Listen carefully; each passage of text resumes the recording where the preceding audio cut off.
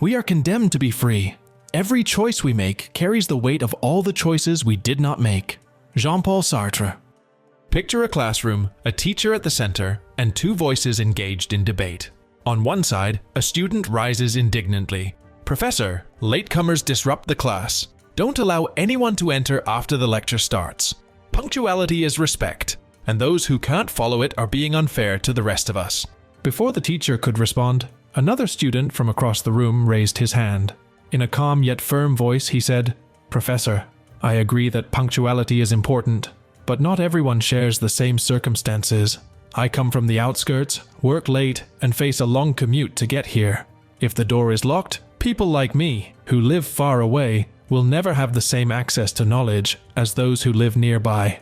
The teacher looked from one side to the other, seeing something many of us experience daily: a dilemma. One legitimate value, like respect for punctuality, clashes with another, such as inclusion and equal opportunity. This is what we call a classic short blanket scenario. In life, as on a cold night, we try to pull the blanket over our ears to shield ourselves from the wind, but in doing so, leave our legs exposed to the cold.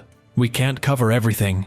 In the end, we are forced to decide what will be protected and what will remain uncovered. But these choices are not merely practical. They reveal our values, test our ethics, and often place us in dilemmas so profound that we begin to question who we are. The short blanket is more than a metaphor. It is a mirror of our priorities. That's what we'll explore: how these decisions shape our lives, reflect our values, and even influence society as a whole. But before answering the big questions, we need to understand what's really at stake when we're forced to choose. Every choice is, at its core, an act of renunciation. When faced with the short blanket, we are forced to decide what will be covered and what will be left out.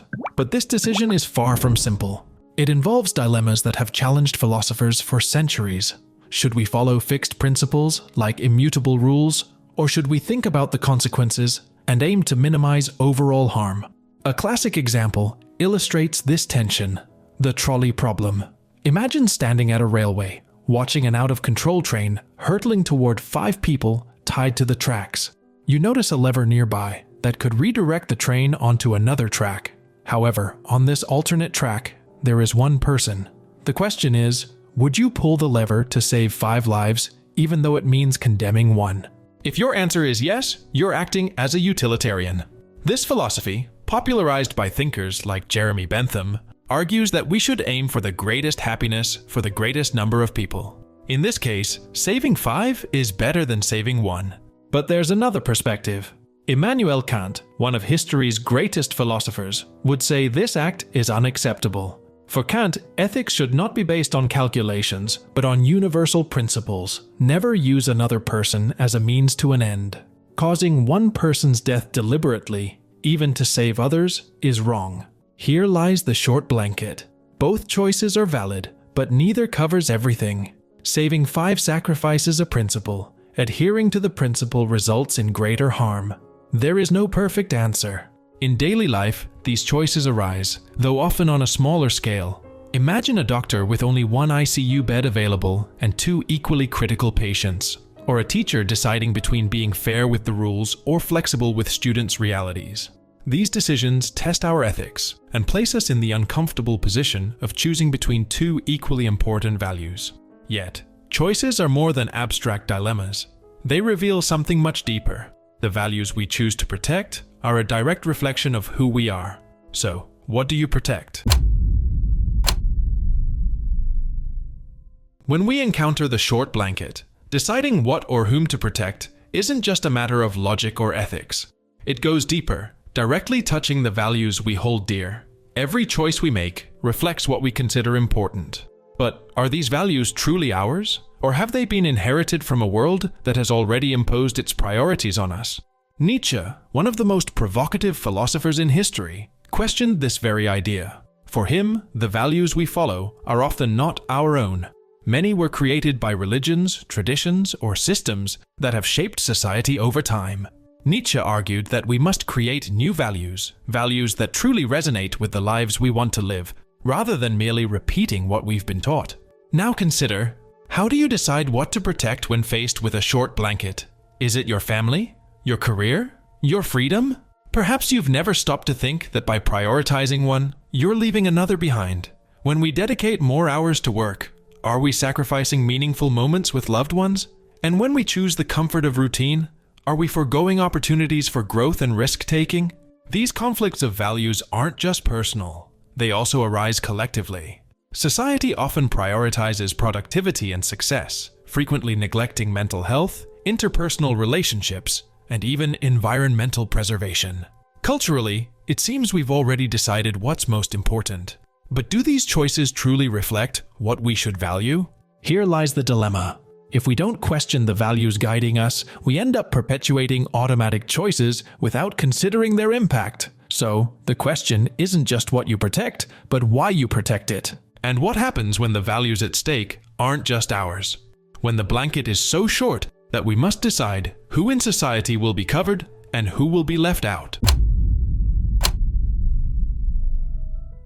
The short blanket dilemma isn't limited to individual choices. It also shapes the collective decisions that define the society we live in. But when the blanket covers some, it inevitably leaves others uncovered. The question is, who decides who will be protected, and who gets left out in the cold? This discussion starts with the systems governing our lives. Consider a public hospital during a health crisis. With limited resources, who should be treated first? An elderly patient with severe complications or a young person with better recovery prospects? The healthcare system must apply criteria that prioritize some and exclude others. No matter the choice, it will always seem unjust to someone. John Rawls, a 20th century philosopher, proposed an intriguing way to think about social justice. He introduced the concept of the veil of ignorance, a thought experiment where you design a society without knowing your place in it. Would you be rich or poor? Male or female?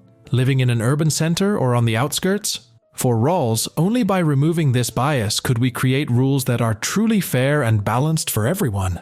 But do our collective choices follow this logic? Consider something as simple as public transportation. Decisions about schedules, routes, and investments often benefit those in central areas, while people living in the outskirts endure long, uncomfortable, and unsafe commutes. The system frequently isn't designed to protect those who need it most. These examples highlight that when the blanket is collective, the values we prioritize reflect existing inequalities. Those closer to political, economic, or cultural power often have more influence in deciding what gets covered. Meanwhile, the most vulnerable voices are silenced. In society, the short blanket often covers those already visible, leaving those on the margins, both literally and metaphorically, out of the picture. These collective decisions also echo in our daily lives, in the small choices we make.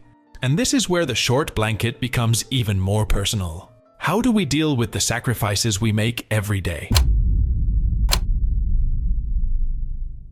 The short blanket doesn't just appear in society's grand decisions, it's present in the small, everyday choices we make.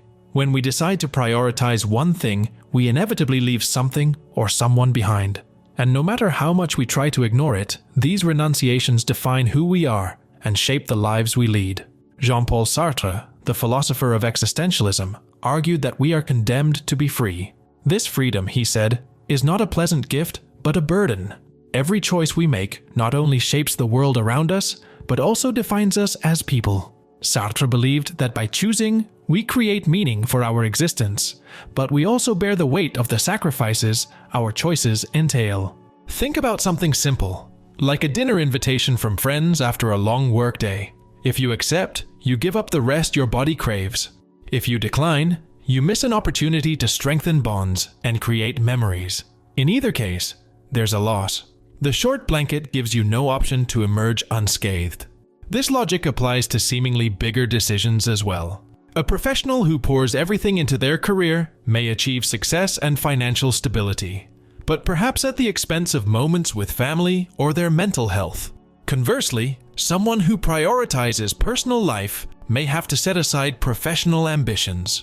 Neither choice is wrong, but both carry the weight of renunciation. These sacrifices don't just affect us individually. Often the small decisions we make have ripple effects on others. Choosing to prioritize work might mean leaving a friend waiting for the emotional support they needed. Opting for the comfort of home over a social gathering might create distance from people who care about you. The consequences of our sacrifices, even the trivial ones, often extend further than we realize. The question is, do we have to accept these sacrifices as inevitable? Or is there a way to stretch the short blanket, to expand possibilities, and find creative solutions to these difficult dilemmas? If the short blanket has so far seemed like an unavoidable reality, it's time to ask, do we need to accept this logic as fixed? Or can we find ways to stretch the fabric, expanding possibilities and reducing sacrifices? Rather than resignation, the short blanket can be an invitation to creativity. When we understand that choices are never perfect, we can begin seeking solutions that break free from the binary logic of either or. Here, empathy and cooperation become powerful tools for turning conflicts into opportunities. Consider, for example, community movements in historically neglected areas. Many initiatives, such as communal kitchens or transportation cooperatives, creatively address the inequalities of the short blanket. They don't solve every problem, but demonstrate that with organization and solidarity, it's possible to minimize the impact of sacrifices. This idea also exists in the business world. Companies like Patagonia, which prioritize sustainability and social responsibility, prove it's possible to profit without sacrificing positive impact. They don't just stretch the blanket, but show that the limits we accept are often the result of a lack of imagination. Philosophers like Martha Nussbaum reinforce this idea, arguing that empathy should be central to our decision-making. By putting ourselves in others' shoes, we can expand our perspective on what truly matters. Instead of competing for the limited resources of the short blanket, we can find ways to share it more equitably. There's also the concept of moral innovation, proposed by Jonathan Haidt. He suggests that humanity has historically resolved seemingly insoluble dilemmas by developing new ways of thinking. This doesn't mean the blanket will stop being short, but we can learn to use it more effectively, and in many cases, weave a new one altogether. Ultimately, we must remember that the solution doesn't always lie in waiting for the system to change on its own. It often starts with the small decisions we make every day. Choosing to listen more and judge less, to collaborate instead of compete, or to seek balance among our priorities are all ways to stretch the blanket and cover more than seemed possible. The short blanket forces us to confront our limitations, but also shows us where we can be creative and empathetic. In the end, it is a mirror, reflecting not only our choices, but also who we are as individuals and as a society. The short blanket reminds us that every choice is a reflection of who we are. The decisions we make, whether to protect our ears or our legs, are not just practical. They reveal our values, our priorities, and, above all, our limitations.